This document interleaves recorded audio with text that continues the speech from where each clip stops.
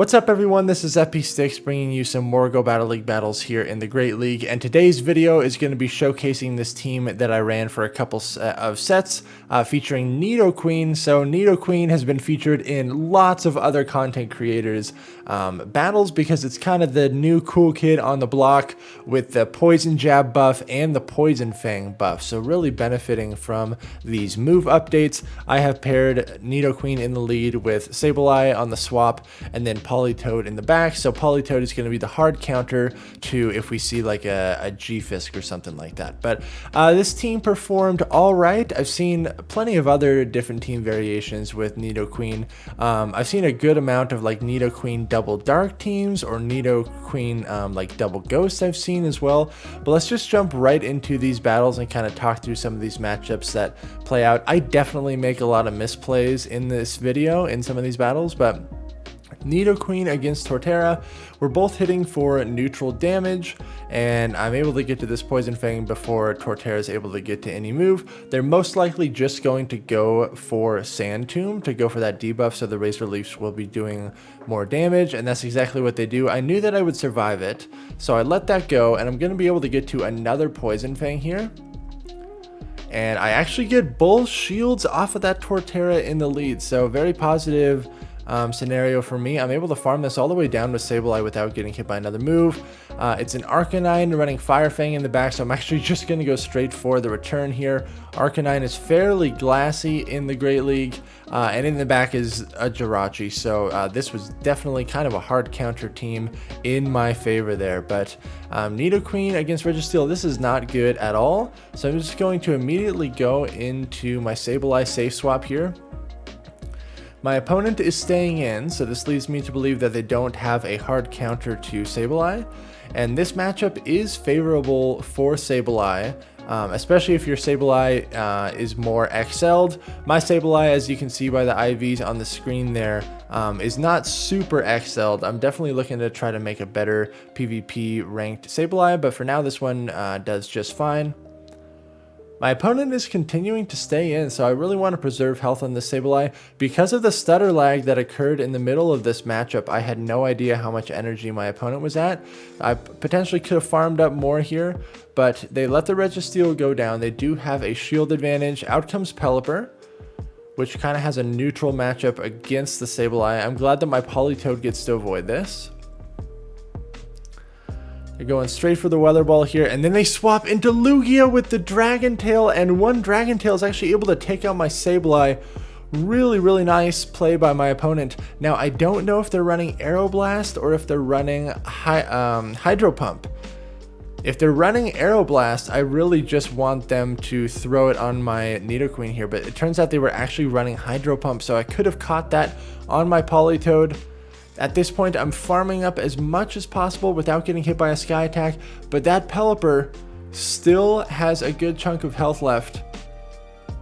So I'm farming, hoping that one Weather Ball is going to be enough damage to take out this Pelipper, because I know that one Hurricane will be able to take me out. They get a Wing Attack through right there when I try to go for the back-to-back. And it's barely not enough. I'm not able to mud shot it down. That one extra wing attack that they got through on the back-to-back actually cost me this game. Crazy close game. Very good game to my opponent. Nidoqueen into Gengar. This is not good at all. So I'm actually going to use the Politoed on the swap here because it's slightly softer of a counter to this Gengar. And my opponent perfectly catches a Weather Ball on their Azumarill. Very nice play. Luckily, my Politoed does have Earthquake, so this is an okay matchup for the Politoed, and I really want to win switch advantage here. I know the Gengar does not have a move stored because they only did 4 Shadow Claws, so they're 1 away from a Shadow Punch. Gonna shield at this play rough. I really just want to guarantee that my Politoed can win this matchup here. So I'm gonna go for a Weather Ball bait here, which is kind of a risky bait. I was hoping that my opponent would shield, but they no shield. That is very bad for me. I'm gonna go for another Weather Ball here. And this still is not enough to KO this Azumarill, and they're able to get to another move, but at least I'm gonna be able to get a farm down off of this and guarantee that I can win switch. Out comes the Gengar. I'm going to throw this Weather Ball immediately, and I know that I'm going to get farmed down, but I got my shield back, and winning switch there was very nice. This allows me to bring out my Sableye onto the Gengar, If they have Shadow Ball, it's a risk that I'm willing to take, so I no shield, and it's just a Shadow Punch. I knew that this was just going to be a Shadow Punch as well, and I would barely survive. And then they tried to snipe me down with Scrafty, but I was able to very quickly get back into my Nidoqueen. Just going to go straight Poison Fang here and have this Poison Jab damage ramp up as quickly as possible. If this is a foul play, it does not take me out, so I was not going to shield that regardless, but I actually correctly call the Power Up Punch bait, which is definitely favorable for me. Gonna throw this Poison Fang, it gets the final shield.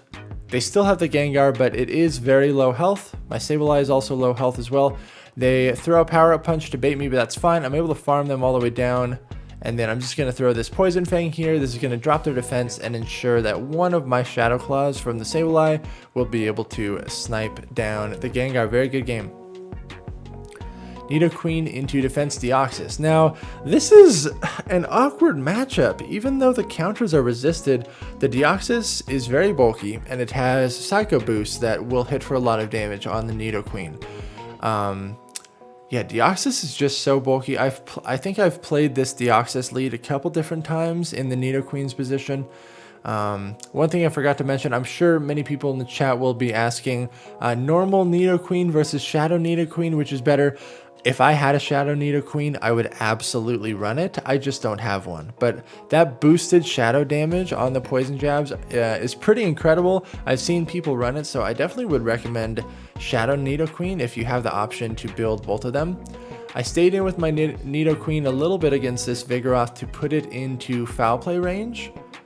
And the defense drop there is really, really nice. My opponent actually went for a Body Slam bait against my Sableye, which I was very surprised by because I was not going to shield that anyways, but I'm able to take out the Vigoroth. It's actually an Umbreon in the back, so it's kind of awkward for me, but luckily these returns will do a good amount of chip damage to this Umbreon. They let that one go through. Politoed will have a good amount of play against this Umbreon as well. They switch back into their defense Deoxys. I think they were anticipating that I was going to swap there to try to preserve my Sableye, but that was incorrect. I actually stayed in there with the Sableye. I was able to burn the last shields, and I'm just going to let this Psycho Boost go because now the defense Deoxys is debuffed, and so it's nowhere near as threatening for my Politoed. This is going to allow me to farm up a lot of energy with my Politoed, and I'm actually just going to throw this Weather Ball before I get hit by a potential Thunderbolt. So down goes the Deoxys. At this point, 2 Weather Balls plus the Mud Shot damage should be enough to take out this Umbreon or put it very close to knocking out. And Politoed, very bulky. He's going to easily be able to survive 2 foul plays here. I'm just going to go for the Earthquake on the second move and guarantee that the Umbreon goes down. Good game. Yeah, the defense Deoxys in the lead is a little bit awkward to play out with the Nidoqueen. I'm sure many of you out there have tried out your own teams with Nidoqueen. Feel free to let me know in the chat what teams have worked out for you. This is a terrible hard counter team alignment for me. I tried to bluff Blizzard here, so I did build up to Blizzard's energy, and I'm just going to throw a Weather Ball. They no-shield it. Absolutely terrible for me. Plus, they led Shadow Politoed, which really shuts down Nidoqueen. Also, Abomasnow is also tough for Nidoqueen to deal with as well. Abomasnow is definitely an issue for this entire team. So I'm going to have to shield this, and I'm going to have to get hit by 1 Weather Ball. They're just barely able to get there. This is so bad. This Weather Ball does so much damage to Nidoqueen, despite Nidoqueen being decently bulky. Out comes that Politoed. I'm just going to go straight for the Earth Power here. And luckily they let it go through. So I'm going to bring out my Sableye. What is in the back though? This is not looking great for me at all. Probably double ice. Yeah, this was a Politoed double ice team, and I did read that pretty earlier on when I was battling this, but I was hoping that their second ice type would have been a Frostlass. But it was in fact an Alola Ninetales. At least it was Powder Snow, so it gave me a little bit more play. But this was a very, very tough team comp to come back from. Good game to my opponent. This team definitely has an Abomasnow weakness for sure.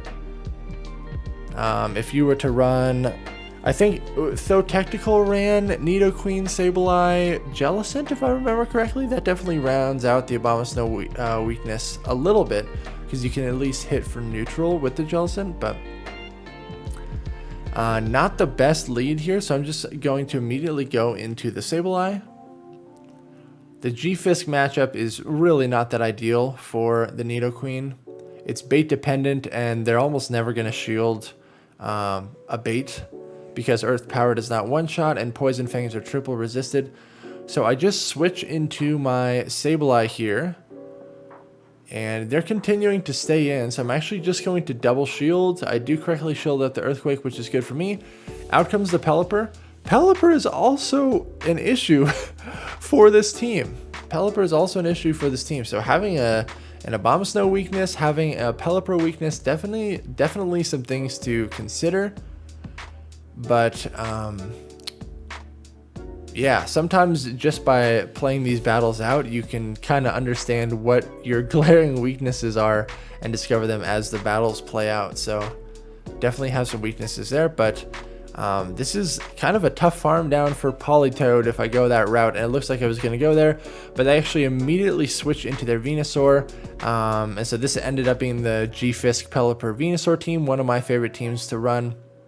Shadow Venusaur in the back though instead of normal, but this team does not do well against that G-Fisk team. So well played to my opponent.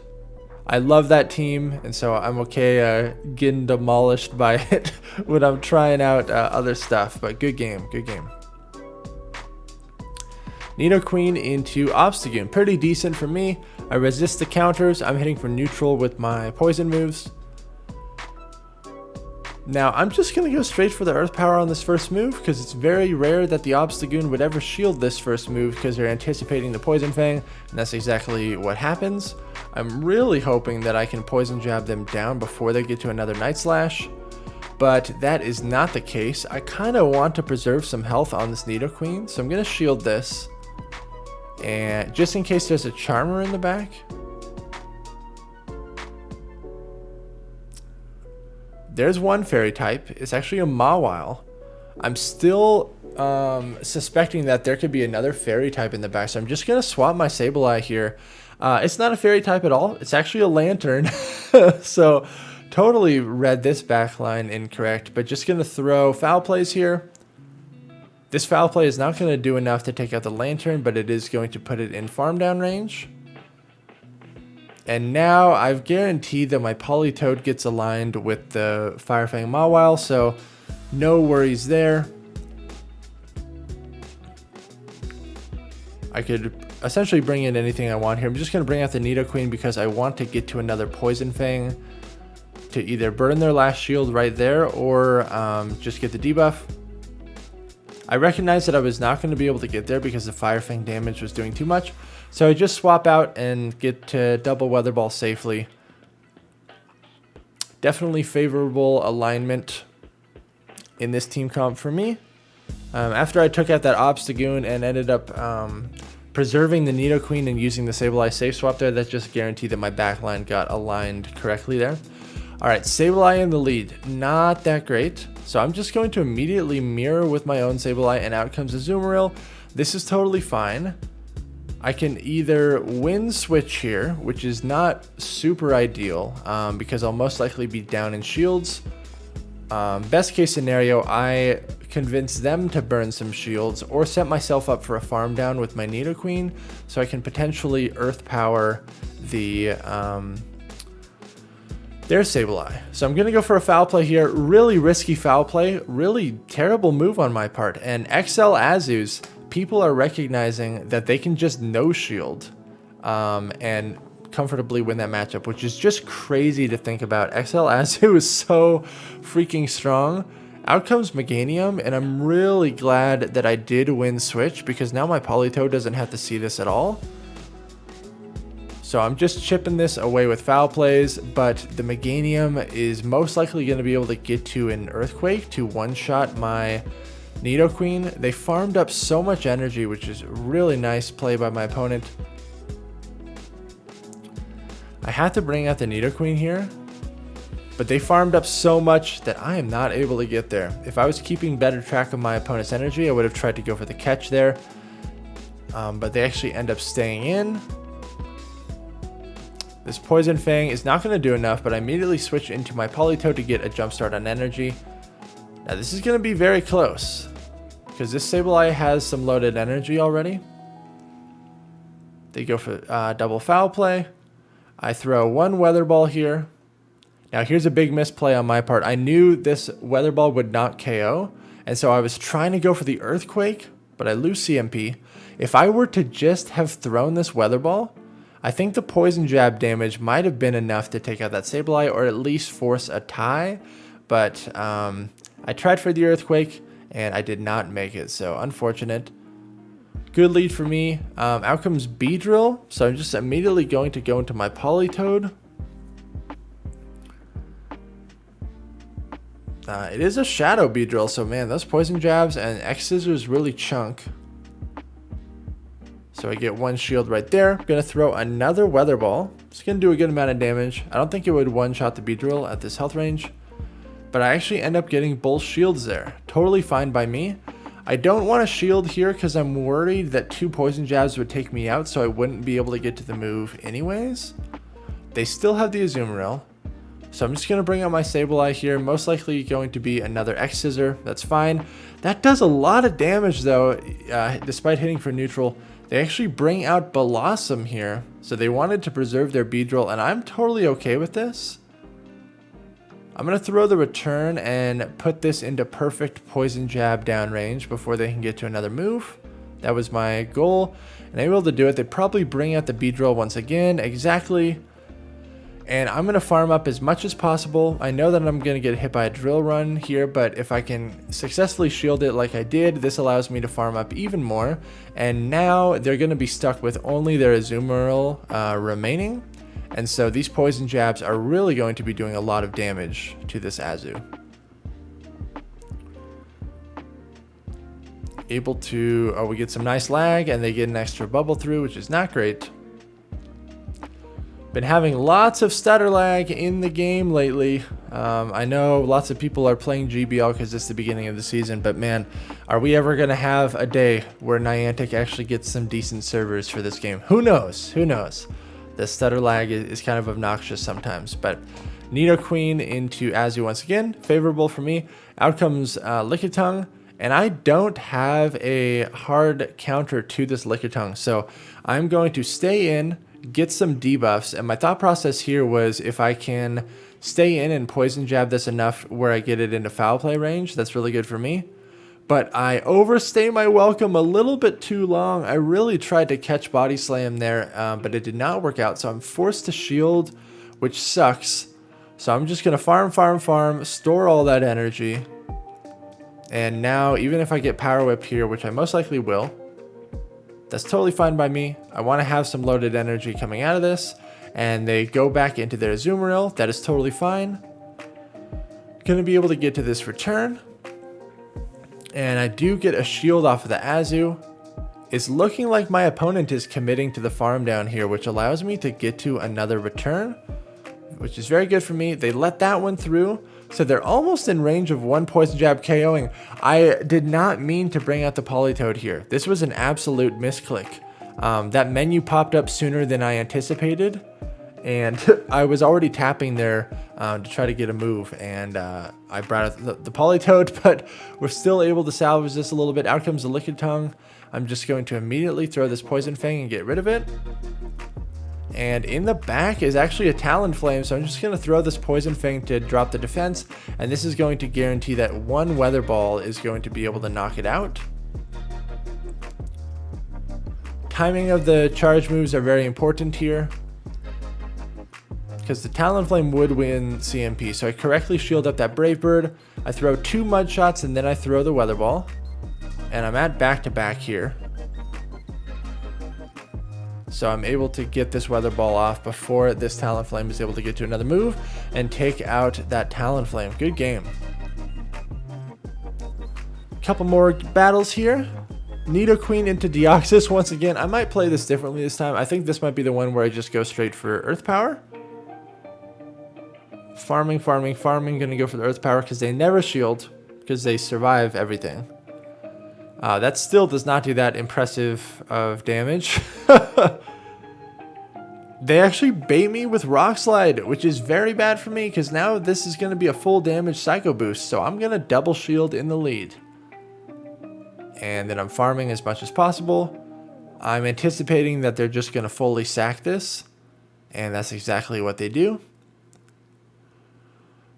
We'll see what they want to bring out. It's a G-Fisk, so I do not want to stay in this the whole time. I'm going to go straight for the Earth Power and then probably use my Sableye safe swap and see what they want to do. But this was a CMP tie on a Rock Slide, it looks like. So we're going to go into the Sableye. And they are staying in. I really thought that there might be a Charmer in the back. But this was one of the wildest team comps that I've seen in a while, just based on the weaknesses that it has. Because they led defense Deoxys, right? So they're weak to Sableye. So you would think that there would be a dark counter in the back, or their own Umbreon. It's actually a Medicham. So this I totally misread this. And that's a prime example of me trying to predict my opponent's team. And sometimes it works out. A lot of the time it works out. But especially in these lower ranks, the team comps can be kind of wild and unpredictable. And this is one prime example where me making that read totally cost me the game. So I'm going into my Nidoqueen here to get this Poison Fang debuff off. But their Medicham is very boosted. I actually get their shield right there. And I need to get to this Earthquake, but they're double boosted and they're able to get to this Psychic and take out my Politoed. Very well played to my opponent there. Good game. Totally misread the back line. Nidoqueen into Lickitung. Fairly neutral matchup. Anytime I see like a neutral matchup for Lickitung, I just automatically assume that it's in Lickitung's favor because of how bulky and spammy it is. I just went straight for the Earth Power there because, again, with bulky Pokemon like this, they're not super inclined to shield the first move. I know I survived this Body Slam, so I'm just going to let this go. And then throw this Poison Fang. I know this is not going to be enough to KO, though. And I'm actually going to swap into my Sableye and get a jump start on energy. I probably could have just safely won that lead if I would have just stayed in. The fact that my opponent is bringing in their own Sableye onto my Sableye that has loaded energy, I immediately suspected that there's some sort of a Psychic type in the back. Most likely a Medicham. Because why else would you bring your Sableye onto an opposing loaded Sableye? That is not a favorable scenario at all. And so I really want to keep my Sableye alive and healthy and overfarm as much as I can, but I don't want to risk losing the CMP tie. So I'm just going to do one pass, throw the Foul Play, and then most likely Medicham in the back. Yep, it was Medicham in the back. And so I'm going to get to this Foul Play. But at this point, the game's pretty much over. I'm not sure if my opponent lagged out or crashed their app here. But Sableye was pretty much going to shut this thing down.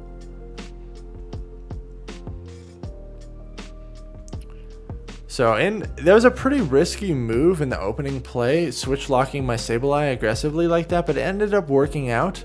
There's definitely a possibility that there could have been a Charmer in the back, so kind of a risky play there.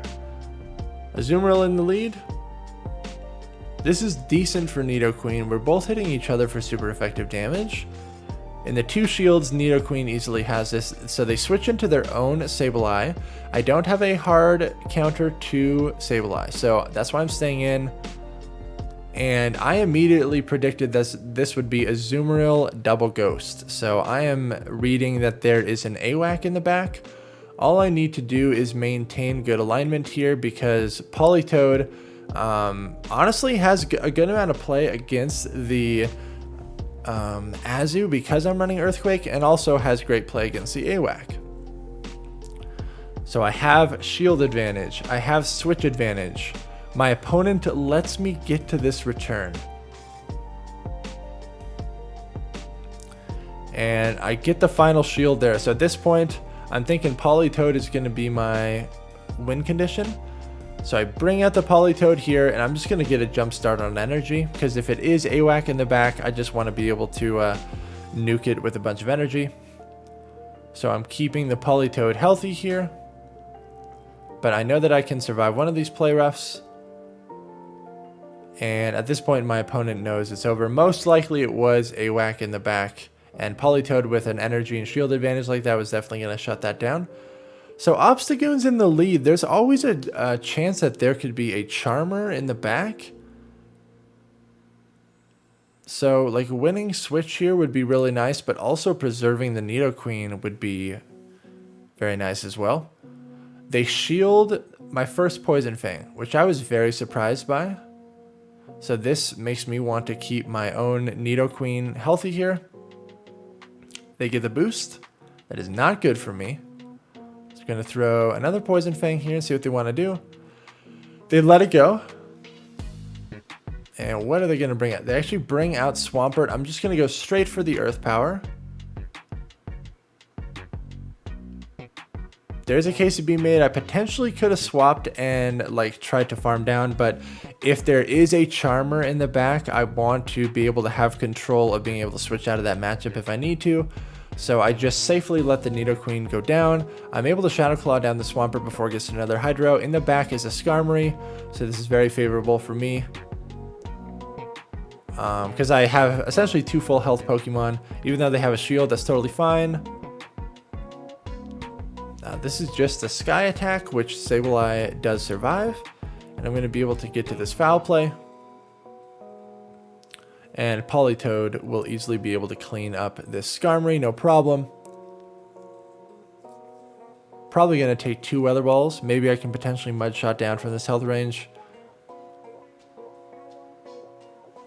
Yeah, even if this is Brave Bird, I think the Politoed would survive it, plus Sableye is still healthy enough. So, able to take that game. Good game. The Obstagoon leads are pretty nice.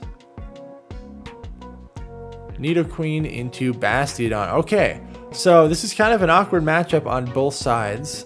I'm just staying in because I want to see what my opponent wants to do. They end up switching out, and the second I see Sableye, I'm immediately thinking that there's a Medicham in the back. So, I bring out my Politoed here. Because I'm fine with my Nidoqueen against that Bastiodon. I more so want to guarantee that my Sableye sees that Medicham. My opponent makes a great read here, knowing that I would no-shield this because I survive whatever it is, and they win for the heavy-hitting move. Very nice play.